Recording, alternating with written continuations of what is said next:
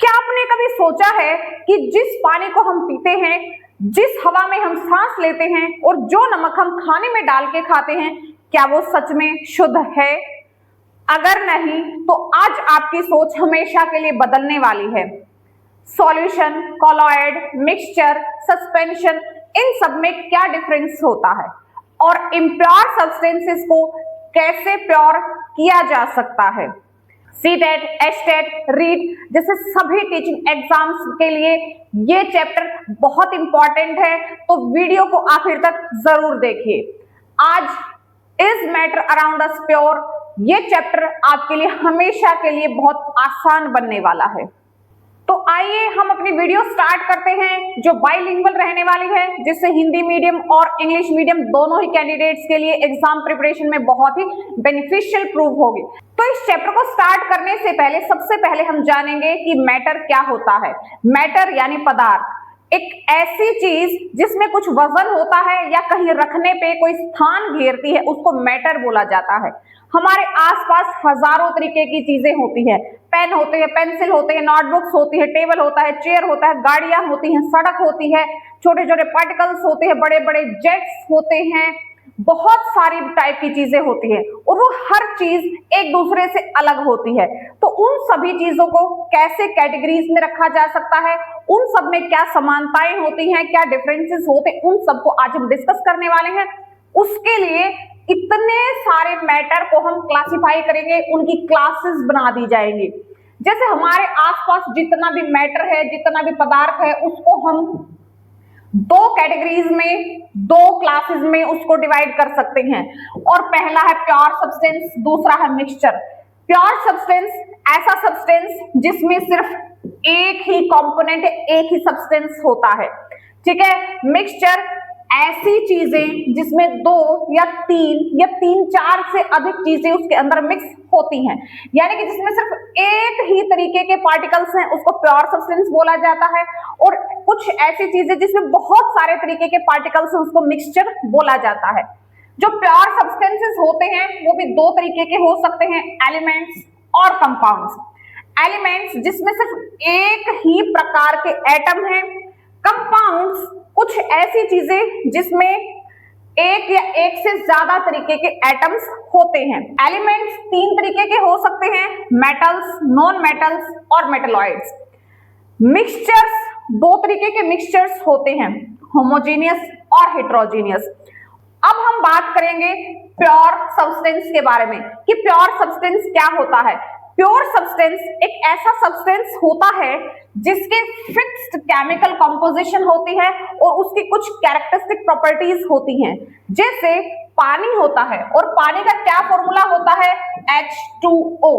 अब पानी कहीं से भी ले लीजिए, पानी पहाड़ों से ले आइए, समुद्र से ले आइए, नदियों से ले आइए, बर्फ वाला पानी ले लीजिए, अमेरिका से ले आइए, यूरोप से ले आइए, कहीं से भी पानी ले आइए, वो जो पानी होगा उसका फॉर्मूला H2O ही होने वाला है और उस पानी की जो कैरेक्टरिस्टिक प्रॉपर्टीज होंगी वो सेम होंगी। यानी कि प्योर सब्सटेंस एक ऐसा सब्सटेंस होता है जिसका एक फिक्स केमिकल कंपोजिशन होता है और फिक्स प्रॉपर्टीज होती है। जहां कहीं से भी पानी आएगा उसमें दो हाइड्रोजन और एक ऑक्सीजन मिलेगी, क्योंकि वो एक प्योर सब्सटेंस है। अगर उसके अंदर कुछ इंप्योरिटीज है तो वो अलग बात है, लेकिन पानी का फॉर्मूला H2O ही होने वाला है।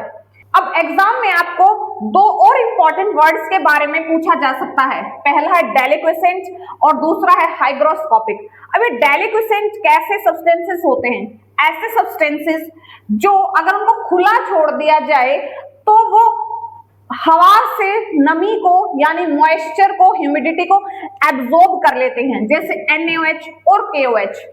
और हाइग्रोस्कोपिक कैसे सब्सटेंसेस होते हैं, ये भी ऐसे सब्सटेंसेस होते हैं जो हवा से नमी को सोख लेते हैं और हाइड्रेट्स बना लेते हैं, जैसे एनहाइड्रस Na2CO3। अब ये दोनों ही चीजें, डेलिक्विसेंट और हाइग्रोस्कोपिक, दोनों ही ऐसी चीजें हैं जो हवा से नमी को सोख लेते हैं। तो इनमें डिफरेंस क्या है? दरअसल डेलिक्विसेंट इतनी ज्यादा नमी सोख लेते हैं कि वो खुद ही लिक्विड बन जाते हैं। जैसे NaOH कास्टिक सोडा होता है जो सॉलिड फॉर्म में होता है, पार्टिकल्स की फॉर्म में होता है, और अगर उसको खुला छोड़ दिया जाए तो वो लिक्विड फॉर्म में बन जाता है। ऐसे को डेलिक्विसेंट बोला जाता है। लेकिन कुछ ऐसी चीजें जो खुला छोड़ देने के बाद रहती तो सॉलिड है लेकिन वो थोड़ी सी नम हो जाती हैं। जैसे रेनी सीजन में बिस्किट्स को आप खुला छोड़ देंगे तो 2 दिन के अंदर ही वो बिल्कुल सॉफ्ट हो जाते हैं। ऐसे ही रेनी सीजन में अगर आप शुगर, सोल्ट को खुला छोड़ देंगे तो वो भी बिल्कुल चिपचिपे हो जाते हैं। तो कुछ ऐसी चीजों को हाइग्रोस्कोपिक बोला जाता है और ऐसी चीजें बिल्कुल ही जो लिक्विड बन जाते हैं उनको डेलिक्वेसेंट बोला जाता है। आपने देखा होगा शूज के अंदर एक छोटा सा पैकेट होता है सिलिका जेल का, और ऐसे कई खाने वाली चीजों में भी आपको वो जो सिलिका जेल है उसका पैकेट मिलता है। अब वो क्या होता है, वो सिलिका जेल ऐसा ही सब्सटेंस होता है जो मॉइस्चर को एब्जॉर्ब कर लेता है और खाने को खराब नहीं होने देता है, यानी कि वो भी एक हाइग्रोस्कोपिक नेचर का होता है। प्योर सब्सटेंसेस में सिर्फ एक ही टाइप के पार्टिकल्स होते हैं और प्योर सब्सटेंसेस 2 तरीके के हो सकते हैं, एलिमेंट्स और कंपाउंड्स।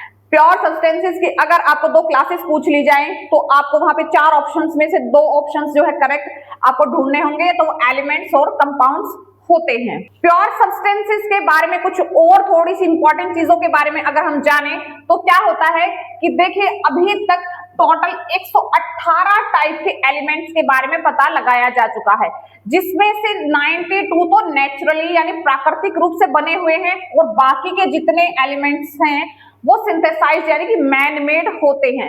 एलिमेंट्स को हम मेटल्स, नॉन मेटल्स और मेटलॉइड्स में डिवाइड कर सकते हैं, क्लासिफाई कर सकते हैं। जैसे मेटल्स कॉपर होता है, एल्यूमिनियम होता है, आयरन होता है।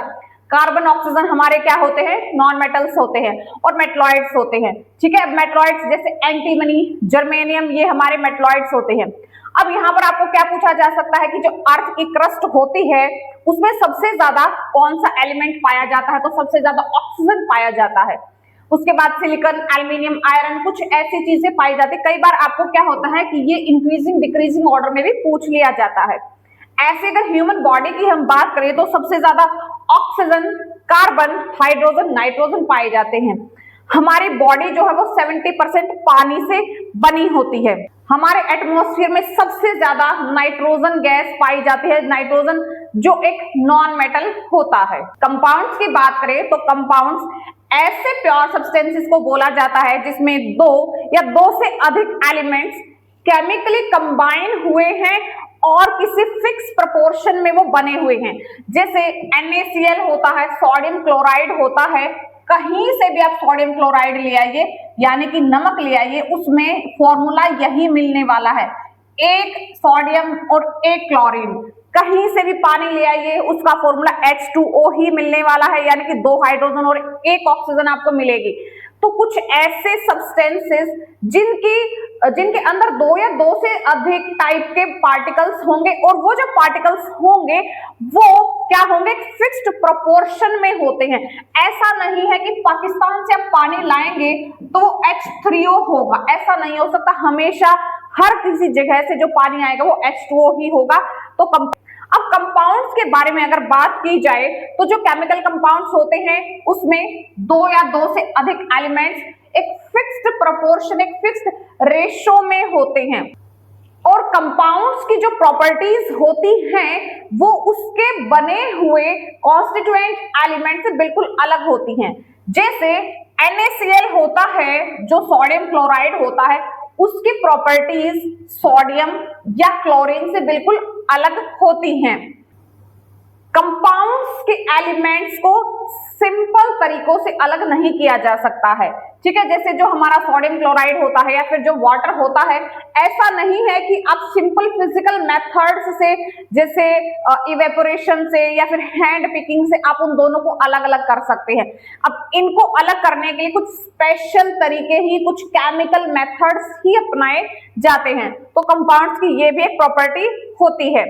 अब देखिए जो कंपाउंड्स होते हैं वो होमोजेनियस सब्सटेंसेस होते हैं और उनके बनने में एनर्जी चेंजेस होते हैं। नेक्स्ट हम बात करेंगे मिक्सचर्स के बारे में। अब जो मिक्सचर्स होते हैं उसके अंदर 2 या 2 से अधिक एलिमेंट्स होते हैं और वो एलिमेंट्स किसी फिक्स्ड रेशो में नहीं मिले होते हैं, यानी कि जिसकी जितनी मर्जी उतने रेशो में उनको वहां पे मिक्स किया जा सकता है।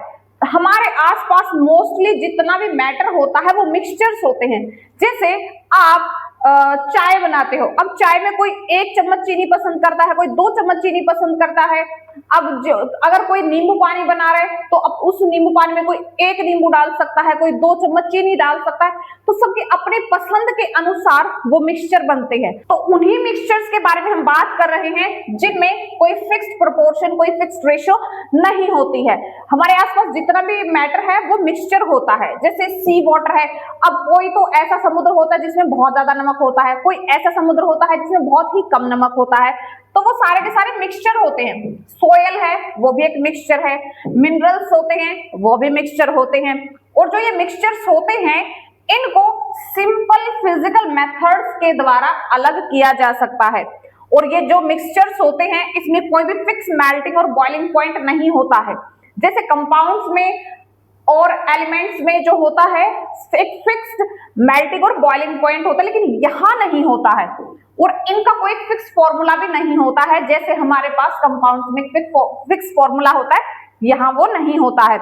इनको अलग करने के लिए बिल्कुल सिंपल मेथड्स का यूज किया जा सकता है। जैसे चाय को छानने के लिए छन्नी का आप यूज कर सकते हैं, तो वो हमारी जो चाय होती है वो उसके कॉन्स्टिट्यूएंट पार्टिकल से अलग हो जाती है। ऐसे ही अगर किसी डस्टबिन में से लोहे के पार्टिकल्स को अलग करना है तो वहां पे सिंपल मैग्नेट का यूज करके उनको अलग किया जा सकता है। रेत के पानी को अगर आपने प्योर करना है या फिर उसको सेपरेट करना है तो सिंपल आप एक सेपरेटिंग फनल का यूज करके उसको वहां पे अलग अलग कर सकते हैं। तो बिल्कुल सिंपल फिजिकल मेथड्स का यूज करके इनको अलग किया जा सकता है। अब देखिए जो मिक्सचर्स होते हैं वो 2 टाइप के होते हैं, homogeneous and heterogeneous. Homogeneous mixtures के बारे में अगर हम बात करें तो ये मिक्सचर्स ऐसे होते हैं जिसमें यूनिफॉर्म कंपोजिशन होता है, यानी कि ऐसे मिक्सचर्स जिसमें पूरे उस मिक्सचर में सेम प्रॉपर्टीज और सेम एलिमेंट्स आपको मिलने वाले हैं। जैसे अगर पानी के अंदर चीनी को घोल दिया जाए, 1 गिलास पानी है उसमें 2 चम्मच चीनी आपने अच्छे से उसके अंदर मिक्स कर दी है, तो वो जो आपके पास मिक्सचर बना है उसको होमोजीनियस मिक्सचर बोला जाता है। अब जैसे आप 1 गिलास पानी में 2 चम्मच चीनी घोल दीजिए और उसको अच्छे से घोलने के बाद अब उस सॉल्यूशन में से चाहे आप नीचे की तरफ से या ऊपर की तरफ से बीच की तरफ से कहीं से भी आप उसको टेस्ट या टेस्ट करेंगे तो उसमें से आपको इक्वल मिठास ही मिलने वाली है। और इस तरीके के जो मिक्सचर्स होते हैं उनको होमोजीनियस मिक्सचर्स बोला जाता है। यहाँ पर क्या होता है कि आपको सेम कंपोजिशन देखने को मिलेगी। जैसे आपको यहाँ पर ये एग्जांपल दिया गया है, मान लीजिए ये पानी के अंदर चीनी घुली हुई है, तो चाहे आप यहाँ से कहीं से भी आप उसको टेस्ट कीजिए तो आपको सेम ही वहां पर मिठास मिलने वाली है। अब हमें ये तो पता है कि जो होमोजेनियस मिक्सचर्स होते हैं उसमें यूनिफॉर्म कंपोजिशन होती है, लेकिन किन्हीं भी 2 मिक्सचर्स में अलग अलग रेशो हो सकती है। जैसे 1 गिलास में 1 चम्मच चीनी घोल दी गई हो और दूसरे गिलास में 2 चम्मच चीनी घोल दी गई हो, तो इस तरीके से जो होता है वेरिएबल कंपोजिशन हो सकता है। जो एयर होती है होमोजेनियस, ट्रू सॉल्यूशंस जैसे कि चीनी का पानी होता है या फिर सॉल्ट सॉल्यूशन होता है, ये सभी के सभी क्या होते हैं, होमोजेनियस मिक्सचर्स होते हैं। और जो अलॉयज होते हैं वो भी होमोजेनियस मिक्सचर्स होते हैं। यहाँ पर आपको एग्जांपल दे के क्वेश्चन पूछा जा सकता है। वहीं पे अगर हम बात करें हेट्रोजेनियस मिक्सचर्स के बारे में, तो ऐसे मिक्सचर्स होते हैं जिनके अंदर एक यूनिफॉर्म कंपोजिशन नहीं होता है। जैसे पानी के अंदर रेत को घोल दीजिए और उसको बहुत अच्छे से आप घोल के 1 मिनट के लिए रख दीजिए, तो आपको क्या दिखाई देगा कि जो रेत होता है, सैंड के पार्टिकल्स होते हैं, बिल्कुल वो नीचे की तरफ बैठ जाते हैं, यानी कि रेत नीचे की तरफ आ गया है और ऊपर की तरफ पानी चला गया है। अब उस पूरे सॉल्यूशन के अंदर हर जगह पर इक्वल मास जो होता है वो रेत का नहीं होता है। तो इस तरीके के जो मिक्सचर्स होते हैं उनको हेट्रोजेनियस मिक्सचर्स बोला जाता है। जैसे पानी के अंदर ऑयल को घोल के देखिए और कुछ मिनट के बाद उसको आप देखेंगे तो ऊपर की तरफ ऑयल मिलेगा और नीचे की तरफ पानी मिलेगा। तो इस तरीके के जो मिक्सचर्स होते हैं उनको हेट्रोजेनियस मिक्सचर्स बोला जाता है।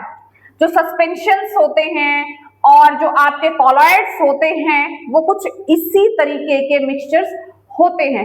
मिक्सचर्स की प्रॉपर्टीज के बारे में अगर हम बात करें तो ये तो हमें पता ही है कि जो मिक्सचर्स होते हैं वो 2 टाइप के हो सकते हैं, होमोजेनियस और हेट्रोजेनियस। और जो मिक्सचर्स होते हैं उनकी कंपोजिशन भी फिक्स नहीं होती है, अलग अलग टाइप की उनकी कंपोजिशन हो सकती है। 1 गिलास के अंदर आप 1 चम्मच चीनी डाल दीजिए, दूसरे के अंदर आधा चम्मच चीनी डाल दीजिए, तीसरे के अंदर आप 2 चम्मच चीनी डाल दीजिए, तो कॉन्सेंट्रेशन वहां पर अलग अलग हो सकती है। A mixture does not have a definite melting और बॉइलिंग पॉइंट। किसी भी मिक्सचर की एक परफेक्ट या एक डेफिनेट मेल्टिंग और बॉइलिंग पॉइंट नहीं होता है, ये उसके कंपोनेंट्स पे डिपेंड करेगा, उसका मेल्टिंग और बॉइलिंग पॉइंट। उनका मेल्टिंग और बॉइलिंग पॉइंट बदलता रहता है। जैसे पानी में अगर 1 चम्मच चीनी डाल दी गई है तो उसका मेल्टिंग और बॉइलिंग पॉइंट कुछ और होगा और दूसरे मिक्सचर का कुछ और हो सकता है। तो यहाँ पे कोई भी फिक्स मेल्टिंग और बॉइलिंग पॉइंट नहीं होता है। और इस तरीके के जो मिक्सचर्स बनते हैं उसमें कोई भी हीट एब्जॉर्ब या रिलीज नहीं होती है। इस टाइप के मिक्सचर्स को सिंपल फिजिकल मेथड्स के द्वारा अलग किया जा सकता है। जैसे अगर कहीं से अगर आपको रेत से लोहे के पार्टिकल्स को कलेक्ट करना है तो मैग्नेट का यूज कर सकते हैं। पानी में से रेत को अलग करना है तो फिल्ट्रेशन मेथड का यूज कर सकते हैं। अगर आपको पानी में से चीनी को निकालना है तो इवेपोरेशन का यूज कर सकते हैं। और अगर आपको गेहूं में से पत्थर निकालना है तो आप सिंपल हैंड के द्वारा, वहां पे हैंड पिकिंग के द्वारा उसको साफ कर सकते हैं। तो बहुत ही सिंपल मेथड्स के द्वारा यहाँ पे उनको उनके एलिमेंट्स में या फिर उनके पार्टिकल्स में क्या होता है, अलग किया जा सकता है। अब यहाँ पर कुछ और इंपॉर्टेंट टर्म्स होती हैं जैसे aqueous solution and non aqueous solution. सबसे पहले हम बात करेंगे एक्वस सॉल्यूशन के बारे में। एक्वस सॉल्यूशन को अब देखिए, यहाँ पे एक वर्ड है एक्वा, और जो एक्वा होता है वो वाटर से रिलेटेड होता है, यानी कि कुछ ऐसे सॉल्यूशंस जिनमें वाटर के अंदर कुछ चीजें मिला के आपको सॉल्यूशंस बनाए जाते हैं, उनको एक्वस सॉल्यूशंस बोला जाता है। जैसे पानी के अंदर नमक घोल दीजिए, वो आपका एक्वस सॉल्यूशन हो जाएगा। और अगर सॉल्यूशन बनाने के लिए पानी की जगह किसी दूसरी चीज का, जैसे अल्कोहल, एसीटोन या बेंजीन का यूज किया जाता है, तो उनको नॉन एक्वस सॉल्यूशंस बोला जाता है। जिसमें पानी यूज होगा वो एक्वस होंगे, जिसमें पानी यूज नहीं होगा वहां पर नॉन एक्वस सॉल्यूशंस बनते हैं। अब देखिए, जैसे टिंचर ऑफ आयोडीन होता है, उसमें क्या होता है कि आयोडीन को अल्कोहल में मिक्स किया जाता है, ठीक है, तो ये एक नॉन एक्वस सॉल्यूशन हमारा बन जाता है। अब सॉल्यूशन के बारे में हम बात कर रहे हैं, तो सॉल्यूशन क्या होता है, एक होमोजेनियस मिक्सचर होता है दो या दो से अधिक सब्सटेंसेस का। जैसे पानी में नमक मिला देना, वो एक होमोजेनियस सॉल्यूशन है और वो सॉल्यूशन कहलाता है। अब जो भी सब्सटेंस कम मात्रा में होता है उसको सॉल्यूट बोला जाता है। जैसे अगर 1 गिलास पानी में आप 1 चम्मच नमक मिला रहे हैं तो वो नमक वहां पर सॉल्यूट है, और जो ज्यादा होता है जैसे पानी है वो सॉल्वेंट कहलाता है। तो ऐसी कुछ टर्म्स के बारे में भी एग्जाम में जरूर पूछा जाता है। नेक्स्ट आपके पास क्वेश्चन बनता है कंसंट्रेशन के ऊपर।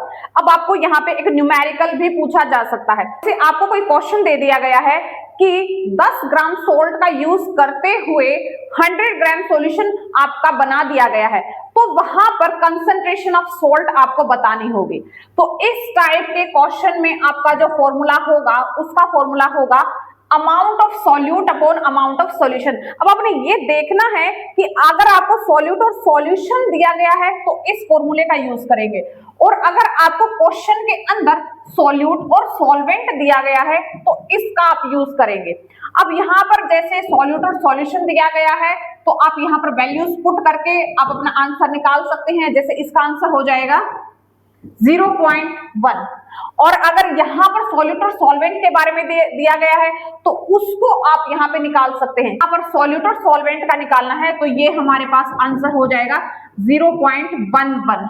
तो इस तरीके से भी आपके क्वेश्चंस निकालने आ सकते हैं, या फिर आपको मास परसेंटेज में भी क्वेश्चन निकालने आ सकते हैं। जैसे यहाँ पर क्या दिया गया है कि 10 gram of salt is mixed in 100 gram of solution, यानी कि 10 ग्राम सोल्ट का यूज करते हुए 100 ग्राम सॉल्यूशन बना दिया गया है। तो उस सॉल्यूशन के अंदर आपको सॉल्यूट की मास परसेंटेज निकालनी है। अब यहाँ पे परसेंटेज निकालनी है तो वहां पर आपको क्या फॉर्मूला यूज करना होगा, अगर सॉल्यूट की मास परसेंटेज निकालनी है किसी भी सॉल्यूशन के अंदर, तो mass of solute upon mass of solution multiply by 100 आपको करना होगा। ये सिंपल सा फॉर्मूला यूज करते हुए आप अपना आंसर निकाल सकते हैं। जैसे इस फॉर्मूले में हम ये सारी वैल्यूज पुट कर देंगे, 10 ग्राम सॉल्यूट है और 100 ग्राम सॉल्यूशन है, मल्टीप्लाई बाय 100 अगर हम करेंगे तो हमारे पास 10% आंसर आ जाएगा। इस टाइप का आंसर या इस टाइप का क्वेश्चन आपको देखने को मिल सकता है, या फिर आपको वॉल्यूम परसेंटेज निकालने के लिए बोला जा सकता है। जैसे आपको किसी भी सॉल्यूशन दे दिया गया, कोई भी सॉल्यूशन दे दिया गया है और उस सॉल्यूशन की आपको वॉल्यूम दे दी गई है और उसके सॉल्यूट या सॉल्वेंट की वॉल्यूम दे दी गई है और उसमें से आपको कंसंट्रेशन निकालनी है। जैसे आपको यहां पर दिया गया है कि 20 ml अल्कोहल से मिला के 100 ml सॉल्यूशन बना दिया गया है, तो उसके अंदर सॉल्यूट की वॉल्यूम कंसंट्रेशन निकालनी है, यानी कि ये जो 20 ml अल्कोहल है ये कितने परसेंट है। तो यहां पर आप क्वेश्चन में पुट करेंगे, जैसे आपको फॉर्मूला दिया गया है कि volume of solute upon volume of solution multiply by 100। तो यहां पर आपकी वैल्यूज आ जाएंगी, सॉल्यूट कितना है 20 है, सॉल्यूशन कितना है 100 है, मल्टीप्लाई बाय 100। तो यहां पर आपका 20% अल्कोहल वाला ये आपका क्या है, एक सॉल्यूशन बनाया गया है। ये आपका वॉल्यूम है और ये आपका मास पे बेस्ड मास परसेंटेज वाला न्यूमेरिकल या फिर क्वेश्चन या फिर सॉल्यूशन आपको दिया जा सकता है। बिल्कुल सिंपल से फॉर्मूले और इन्हीं फॉर्मूलेज पे आपके बेस्ड क्वेश्चंस आएंगे, इससे अलग कोई आपको क्वेश्चन एग्जाम में देखने को नहीं मिलेगा इस चैप्टर से रिलेटेड। अब 3 और इंपॉर्टेंट टर्म आपको एग्जाम में मिल सकते हैं, सैचुरेटेड, अनसैचुरेटेड और सुपर सैचुरेटेड सॉल्यूशंस के बारे में पूछा जा सकता है।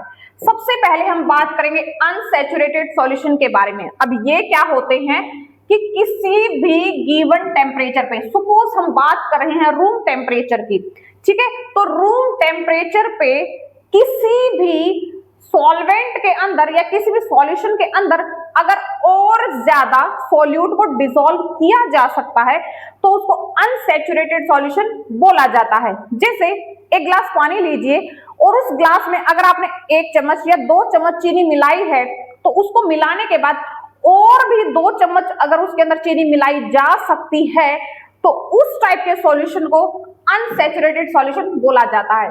सिंपली साइंटिफिकली अगर हम बात करें तो इसकी डेफिनेशन बनती है एक ऐसा सॉल्यूशन जिसमें सॉल्यूट सैचुरेशन लेवल से कम होता है, यानी कि उसमें अब और अधिक सॉल्यूट मिलाया जा सकता है बिना टेम्परेचर को चेंज किए। यहां से क्वेश्चन बनता है सैचुरेटेड सॉल्यूशन ऐसा सॉल्यूशन होता है जिसमें किसी भी गिवन टेम्परेचर पे, यानी कि जैसे हम बात करें 20 डिग्री सेल्सियस की, तो 20 डिग्री सेल्सियस पे हमने किसी भी एक ग्लास पानी में 5 चम्मच चीनी मिला दी है और अब अगर उसके अंदर हम 6th स्पून अगर हम चीनी की डालें तो उसमें मिलेगी नहीं, यानी कि एक ऐसा सॉल्यूशन एक ऐसे पीक पे पहुंच चुका है, एक ऐसे लेवल पे पहुंच चुका है कि अगर उसके अंदर और ज्यादा सॉल्यूट को डिसॉल्व नहीं किया जा सकता है तो उसको सैचुरेटेड सॉल्यूशन बोला जाता है।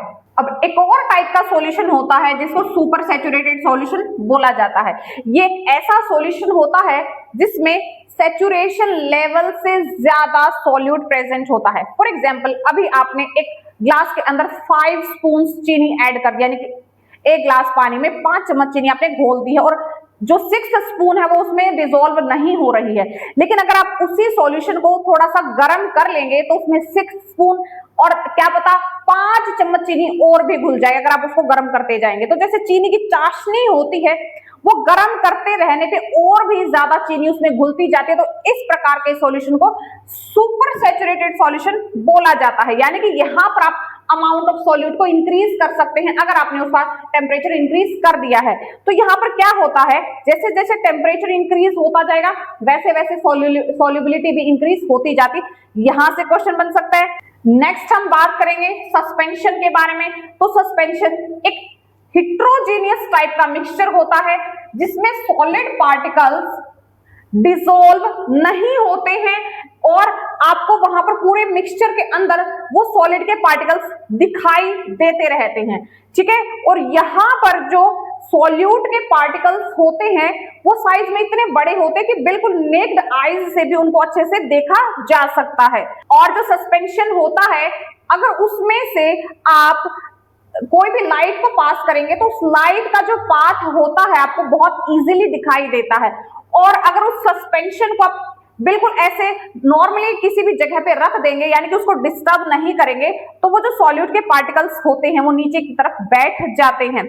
जैसे अगर पानी के अंदर थोड़ा सा रेत घोल दिया जाए, उसको आप कितना ही डिसॉल्व कर लीजिए, ठीक है, कुछ टाइम के बाद वो रेत के पार्टिकल्स नीचे की तरफ बैठ जाते हैं। और जब आपने उसको अच्छी तरीके से पानी में घोल रखा है तो जब आप उसमें से लाइट को पास करवाएंगे तो लाइट का जो पाथ होता है वो विजिबल होता है। इस टाइप के मिक्सचर्स को क्या बोला जाता है? सस्पेंशन बोला जाता है, और ये हेट्रोजेनियस मिक्सचर्स होते हैं। और हेट्रोजेनियस सस्पेंशन मिक्सचर्स के जो कॉन्स्टिट्यूएंट पार्टिकल्स होते हैं उनको सिंपल फिल्ट्रेशन की मेथड से भी अलग किया जा सकता है। बात करते हैं कोलॉइडल सॉल्यूशन के बारे में। जो कोलॉइडल सॉल्यूशन होता है एक ऐसा सॉल्यूशन होता है जिसमें सॉल्यूट के पार्टिकल्स का साइज सस्पेंशन और ट्रू सॉल्यूशंस के बीच में होता है। यानी कि जो नमक और चीनी वाला पानी था वो ट्रू सॉल्यूशन होता है, वहां पर अगर आप उस सॉल्यूशन को कुछ देर के लिए रख देंगे या 2 दिन के लिए भी रख देंगे तो ऐसा नहीं है कि उस चीनी वाले पानी में से चीनी अलग निकल के नीचे की तरफ बैठ जाएगी, ऐसा नहीं होता है। तो इस प्रकार के सॉल्यूशंस को ट्रू सॉल्यूशंस बोला जाता है। और सस्पेंशंस में क्या होता है कि कुछ देर के बाद ही सॉल्यूट के पार्टिकल्स नीचे की तरफ बैठ जाते हैं या फिर आपको बिल्कुल अच्छे से उस सॉल्यूशन के अंदर दिखाई देते हैं। और इन दोनों के बीच जो होता है उसको कोलॉइडल सॉल्यूशन बोला जाता है। अब ये जो कोलॉइडल सॉल्यूशन होता है, ये कोलॉइडल सॉल्यूशन ट्रू सॉल्यूशन और सस्पेंशन के बीच में होता है। इनके पार्टिकल्स का साइज उन दोनों के बीच का होता है, ठीक है। जैसे कि मिल्क होता है, ब्लड होता है, मिल्क क्रीम होती है, इंक होती है, इनको कोलॉइडल सॉल्यूशन बोला जाता है। इनके पार्टिकल्स उस पूरे सॉल्यूशन में डिस्पर्स्ड तो रहते हैं लेकिन नीचे नहीं बैठते हैं, ठीक है। जैसे सॉल्यूशन में सॉल्यूट और सॉल्वेंट होता है, यहां पर डिस्पर्स्ड फेस और डिस्पर्जन मीडियम होता है। जैसे सॉल्यूशन के अंदर सॉल्यूट होता है वैसे ही कोलॉइडल सॉल्यूशन के अंदर डिस्पर्स्ड फेस होता है। Dispersed phase is equals to solute होता है और dispersion medium is equals to solvent होता है। यानी कि जो ज्यादा मात्रा में होता है वो तो डिस्पर्जन मीडियम होता है और जो कम मात्रा में होता है वो डिस्पर्स्ड फेस होता है, ठीक है। और इनके जो पार्टिकल साइज होता है, देखिए ये पार्टिकल साइज होता है, यहां से भी क्वेश्चन पूछा जा सकता है। और पार्टिकल साइज के बारे में पूछ लिया जाए तो हमें पता है कि ट्रू सॉल्यूशन और सस्पेंशन के बीच में कोलॉइडल सॉल्यूशन के पार्टिकल्स का साइज होता है। जैसे हम पार्टिकल साइज के बारे में बात कर रहे हैं तो जो ट्रू सॉल्यूशंस का पार्टिकल साइज होता है वो 10⁻⁹ मीटर से छोटा होता है। यानी कि जो सॉल्ट सॉल्यूशन है, पानी के अंदर जब नमक को घोल दिया गया है तो उस घुले हुए नमक के पानी में जो नमक के पार्टिकल्स का साइज है वो इतना छोटा होता है। कोलॉइडल सॉल्यूशंस में जो पार्टिकल्स होते हैं उनका साइज ये होता है 10⁻⁹ मीटर टू 10⁻⁷ मीटर। जैसे मिल्क होता है, मिल्क के अंदर फैट के पार्टिकल्स होते हैं या फिर इंक होती है या फिर फोग होती है, यानी कि एयर के अंदर कुछ वाटर के वेपर्स हैं, तो वहां पर वो जो पार्टिकल साइज है वो इतना होता है। बात करें सस्पेंशंस की तो सस्पेंशंस में पार्टिकल साइज काफी बड़ा होता है जो बिल्कुल नेक्ड आईज से दिखाई दे सकता है। जैसे यहाँ पर पार्टिकल साइज को अगर आप यहाँ पे कंपेयर भी करके देखेंगे तो वो आपको बिगर होता हुआ दिखाई दे रहा है और सस्पेंशंस में ये पार्टिकल्स का साइज होता है।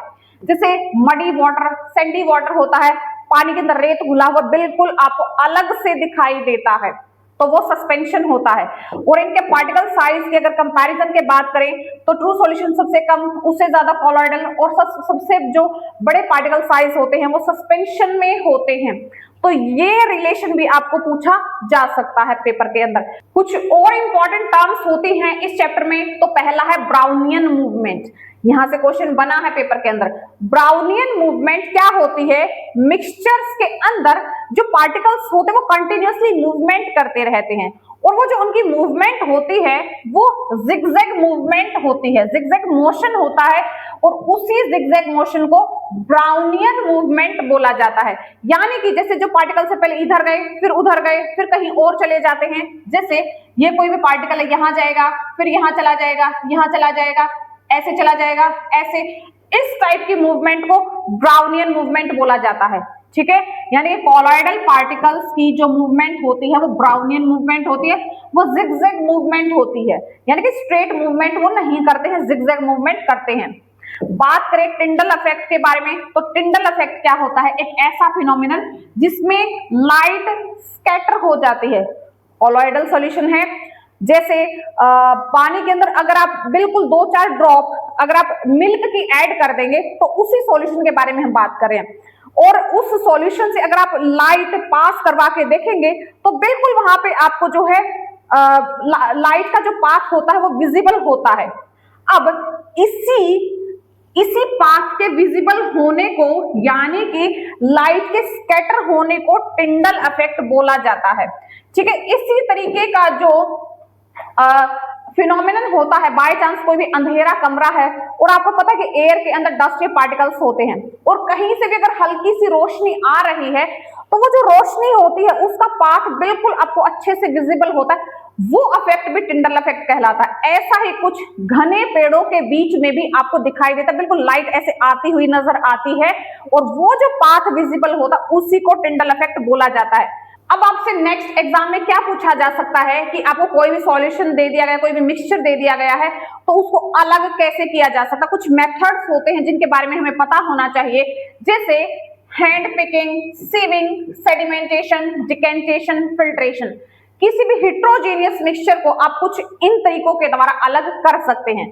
तो सबसे पहले हम बात करेंगे इवेपोरेशन के बारे में। जैसे जो कलर्ड कंपोनेंट्स होते हैं, कोई भी डाई है, कोई भी कलर्ड कंपोनेंट्स है, उसको अलग कैसे किया जा सकता है उसके कंपोनेंट्स में। जैसे पानी के अंदर अगर आपने कोई भी इंक घोल दी है तो उसको अलग करने का क्या मेथड हो सकता है, या फिर पानी के अंदर आपने नमक घोल दिया है या पानी के अंदर अगर आपने चीनी घोल दिया तो उनको अलग कैसे किया जा सकता है। तो उस नमक वाले पानी को या इंक वाले पानी को आप सिंपली अगर आग पे गर्म करेंगे तो पानी तो उड़ जाएगा और नीचे आपका वो इंक या फिर वो जो सॉल्ट है या शुगर है वो नीचे बच जाती है। ठीक है, यहाँ पर क्या होता है कि एक तो सब्सटेंस आपका नॉन वॉलेटाइल होना चाहिए और एक आपका वॉलेटाइल होना चाहिए, यानी कि एक तो ऐसा सब्सटेंस जो गर्म करने पे उड़ सकता है और एक ऐसा सब्सटेंस होना चाहिए जो गर्म करने पे उड़ता नहीं है, इवेपोरेट नहीं होता है, तो ही आप इवेपोरेशन का यूज कर सकते हैं। ठीक है, नेक्स्ट हमारे पास है सेंट्रीफ्यूगेशन। सेंट्रीफ्यूगेशन एक ऐसा मेथड होता है जिसके द्वारा आप किसी भी मिक्सचर के पार्टिकल्स को अलग कर सकते हैं। जैसे मिल्क से फैट के पार्टिकल्स को अलग करने के लिए सेंट्रीफ्यूगेशन मेथड होता है। यहाँ पर क्या होता है कि जो भी सॉल्यूशन है आपके पास उसको कुछ ट्यूब्स में डाल के और उसको बहुत हाई स्पीड के साथ घुमाया जाता है, तो जो भी डेंसर पार्टिकल्स होते हैं वो किनारों पे चिपक जाते हैं। जैसे दूध से घी निकालना या फिर वॉशिंग मशीन में कपड़े सुखाना या फिर जो मिक्सर होता है उसको यूज करना, वो सेंट्रीफ्यूगेशन मेथड की फिनोमिनन पे ही काम करते हैं। अब जो वॉशिंग मशीन का ड्रायर होता है उसमें भी जो कपड़े सुखाए जाते हैं वो भी गोल गोल बिल्कुल हाई स्पीड के साथ घूमता है और वाटर तो होता है नीचे की तरफ बैठ जाता है और जो कपड़े होते हैं वो साइड में आ जाते हैं। अगर आप ध्यान से देखेंगे तो बिल्कुल सेम ऐसा ही सेंट्रीफ्यूगेशन मेथड होता है जो लैब्स में यूज किया जाता है, ब्लड टेस्टिंग के लिए यूज किया जाता है, यूरिन टेस्टिंग के लिए यूज किया जाता है, या फिर आपका मिल्क से फैट को अलग करने के लिए सेम मेथड आपका यूज किया जाता है। मिक्सर ग्राइंडर में भी सेम मेथड यूज होता है। अब अगर यहाँ पर हम बात करें हैंड पिकिंग के बारे में, जैसे गेहूं से पत्थर चुनना हैंड पिकिंग कहलाता है, चाय को छानना या आटे को छानना सीविंग कहलाता है, और अगर रेत वाले पानी से रेत को अलग करना है तो कुछ टाइम के लिए उसको बिल्कुल अनडिस्टर्ब छोड़ दिया जाता है जिससे रेत नीचे की तरफ बैठ जाता है, उसको सेडिमेंटेशन बोला जाता है। और उस नीचे जब रेत बैठ गया है तो उस पानी को बिल्कुल केयरफुली पानी को ऊपर से निकाल लेना, उसको डिकेंटेशन बोला जाता है। और फिल्ट्रेशन क्या होता है, कोई भी फिल्टर पेपर के द्वारा उस रेत वाले पानी को छान लेना जिससे जो रेत होता है वो सैंड पेपर के ऊपर ही, फिल्टर पेपर के ऊपर ही रह जाता है और क्लीन वाटर नीचे की तरफ चला जाता है, उसको फिल्ट्रेशन बोला जाता है। नेक्स्ट टर्म है हमारे पास मिसिबल लिक्विड्स और इमिसिबल लिक्विड्स। अब मिसिबल लिक्विड्स कौन से होते हैं, जैसे कुछ ऐसे लिक्विड्स जो आपस में बहुत अच्छे से मिल जाते हैं, जैसे दूध और पानी बहुत अच्छे से मिल जाता है, वहां पर बिल्कुल आपको एक यूनिफॉर्म कंपोजिशन देखने को मिलता है, तो ऐसे सब्सटेंसेस को क्या बोला जाता है, मिसिबल लिक्विड्स बोला जाता है। और लेकिन कुछ ऐसे लिक्विड्स होते हैं जो मिक्स करने पे अच्छे से मिक्स नहीं होते, उनको इमिसिबल लिक्विड्स बोला जाता है। जैसे पानी के अंदर ऑयल को कितना ही मिक्स कर लीजिए वो एकदम से फिर से ऊपर की तरफ आ जाता है, और ऐसे लिक्विड्स को इमिसिबल लिक्विड्स बोला जाता है। और इसको अलग करने के लिए आपको क्या करना पड़ेगा, जैसे एक सेपरेटिंग फनल होती है इसको यूज करना पड़ता है। ये बिल्कुल सेम ऐसे ही होती है, इसमें आपको सॉल्यूशन डाल देंगे, जो भी आपके पास ऑयल और वाटर का सॉल्यूशन है उसमें जो वाटर होता है बिल्कुल नीचे की तरफ बैठ जाता है और ऑयल ऊपर की तरफ रह जाता है। यहां से आप इस नोब को ओपन करेंगे तो नीचे से वाटर आप किसी दूसरे कंटेनर में ले सकते हैं और इसके अंदर आप जो है ऑयल रख सकते हैं। तो इस तरीके से इमिसिबल लिक्विड्स को अलग किया जा सकता है। अब आपके पास कुछ ऐसा सॉल्यूशन हो सकता है जैसे कॉमन सॉल्ट और अमोनियम क्लोराइड का, यानी कि नमक और अमोनियम क्लोराइड का आपके पास सॉल्यूशन है और उनको अलग अलग करना है। अब आपको पता है कि जो अमोनियम क्लोराइड होता है वो सॉलिड फॉर्म से डायरेक्ट गैस में चेंज हो जाता है, यानी कि सब्लिमेशन हो जाता है, वो एक सबलाइन होता है। ठीक है, तो ऐसी चीजों का सब्लिमेशन के द्वारा अलग अलग कर सकते हैं। और जो मिक्सिबल लिक्विड्स होते हैं, यानी कि ऐसे लिक्विड्स जो एक दूसरे के अंदर अच्छे से घुल जाते हैं, जैसे पानी के अंदर अगर आप एसीटोन घोल दो या पानी के अंदर आप अल्कोहल घोल दो, तो ऐसी लिक्विड्स को अलग करने के लिए आपको एक मेथड अपनाना पड़ता है जिसको डिस्टिलेशन बोला जाता है। डिस्टिलेशन एक ऐसा मेथड होता है जिसके द्वारा मिक्सिबल लिक्विड्स को अलग किया जा सकता है और उन लिक्विड्स के बॉइलिंग पॉइंट के बीच में 25 डिग्री से ज्यादा, 25 केल्विन से ज्यादा जो टेम्परेचर डिफरेंस है वो होना चाहिए। जैसे पानी और एसीटोन होता है, एसीटोन बिल्कुल नॉर्मल रूम टेम्परेचर पे ही बॉयल हो जाता है, लेकिन वाटर 100 डिग्री सेल्सियस पे बॉयल होता है। तो ऐसे मिक्सिबल लिक्विड्स को डिस्टिलेशन प्रोसेस के द्वारा अलग किया जा सकता है। लेकिन कुछ ऐसे लिक्विड्स भी हो सकते हैं जिनके बॉइलिंग पॉइंट में बहुत ही कम डिफरेंस होता है, तो ऐसे लिक्विड्स को अलग करने के लिए फ्रैक्शनल डिस्टिलेशन का यूज किया जाता है। और ये वाला मेथड मोस्टली रिफाइनरीज में यूज किया जाता है पेट्रोलियम प्रोडक्ट्स को ऑब्टेन करने के लिए। जैसे जो भी धरती से पेट्रोलियम निकाला जाता है, अब उसमें बहुत सारे उसके कंपोनेंट्स होते हैं और सबको अलग अलग करना पड़ता है और सबके बॉइलिंग पॉइंट में बहुत ही कम डिफरेंस होता है। तो ऐसे में फ्रैक्शनल डिस्टिलेशन का यूज किया जाता है जिसमें सभी कंपोनेंट्स को बहुत इजीली ऑब्टेन किया जा सकता है। नेक्स्ट है हमारे पास लिक्विफिकेशन ऑफ एयर, यानी कि जो एयर होती है या जो गैसेस होती हैं उसको लिक्विफाई करना, उसको लिक्विड फॉर्म में कन्वर्ट कर देना।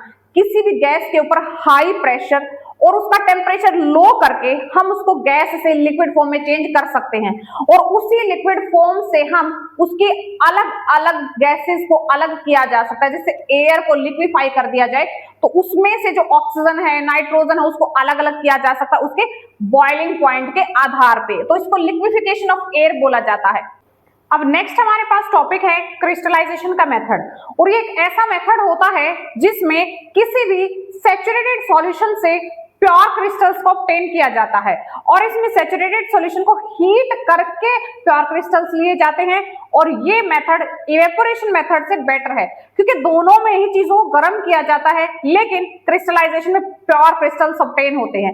जैसे कोई भी कॉपर सल्फेट सॉल्यूशन है हमारे पास, अगर वो सैचुरेटेड सॉल्यूशन है और फिर उसको अगर गर्म किया जाता है तो गर्म करने के बाद जो पानी होता है वो उड़ जाता है, यानी कि वॉलेटाइल सब्सटेंसेस उड़ जाएंगे और बाद में हमें जो क्रिस्टल्स मिलेंगे कॉपर सल्फेट के, वो प्योर क्रिस्टल्स होते हैं।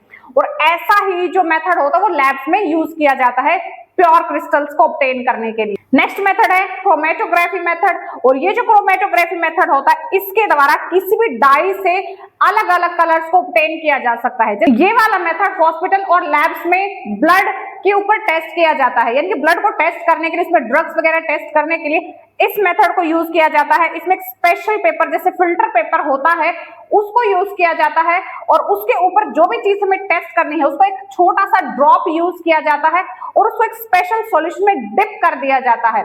अब उस सॉल्यूशन से जो भी उसके वेरियस कलर्स हैं वो अपने एब्जॉर्बिंग लेवल के आधार पर इस फिल्टर पेपर पे एब्जॉर्ब हो जाता है और फिर इजीली उनको एक्सपेरिमेंट किया जा सकता है। लास्ट हमारे पास है फिजिकल एंड केमिकल चेंजेस। वैसे तो हमारे हर तरफ चेंजेस होते रहते हैं और वो चेंजेस दो प्रकार के होते हैं, फिजिकल और केमिकल। फिजिकल चेंजेस ऐसे चेंजेस होते हैं जिसके द्वारा किसी भी सब्सटेंस की सिर्फ फिजिकल प्रॉपर्टीज में चेंज आता है, कोई भी नया सब्सटेंस नहीं बनता है।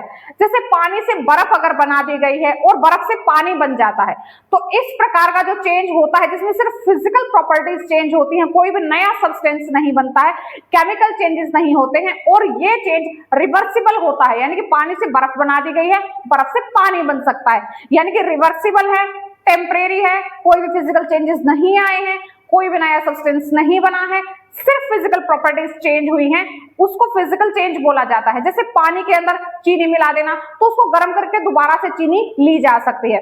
इस पेन को अगर तोड़ दिया जाए तो इसके सिर्फ 2 टुकड़े होंगे, उन टुकड़ों की जो प्रॉपर्टीज होंगी बिल्कुल पेन के जैसी होने वाली हैं। तो इस टाइप के चेंज को फिजिकल चेंज बोला जाता है। लेकिन अगर दूध से दही बन जाए तो दही से वापस दूध नहीं बनाया जा सकता, और दूध और दही की प्रॉपर्टीज बिल्कुल अलग अलग होती हैं। तो इस प्रकार के जो चेंजेस, जिसमें जो सब्सटेंस होता है वो अपने बिल्कुल कंपोनेंट सब्सटेंस से बिल्कुल अलग होता है, प्रॉपर्टीज बिल्कुल अलग हो जाती हैं, और ऐसा चेंज परमानेंट होता है, रिवर्सिबल नहीं हो सकता है। जैसे लोहे के अंदर जंग लग जाए, रस्टिंग हो जाए, तो जो रस्टिंग आयरन होता है उसकी प्रॉपर्टीज बिल्कुल अलग होती हैं, फिजिकल केमिकल प्रॉपर्टीज अलग हो जाती हैं, और वापस उसको नया नहीं बनाया जा सकता। तो ये इरिवर्सिबल होता है, परमानेंट होता है, फिजिकल प्रॉपर्टीज चेंज हो जाती हैं। तो इस टाइप के एग्जांपल्स आपको एग्जाम में देखने को मिलेंगे। बर्निंग ऑफ कैंडल में दोनों चेंजेस होते हैं, फिजिकल और केमिकल। जो वैक्स मेल्ट हो रहा है ये फिजिकल चेंज होता है, जो यहाँ पे कंबशन हो रहा है वो एक केमिकल चेंज होता है। और इस प्रकार से ये चैप्टर हमारा यहीं पे कंप्लीट हो जाता है। इस वीडियो के अलावा इस चैप्टर से एक सिंगल क्वेश्चन भी कहीं से नहीं बनने वाला है। आई होप ये चैप्टर आपको समझ आया होगा। Thanks for watching.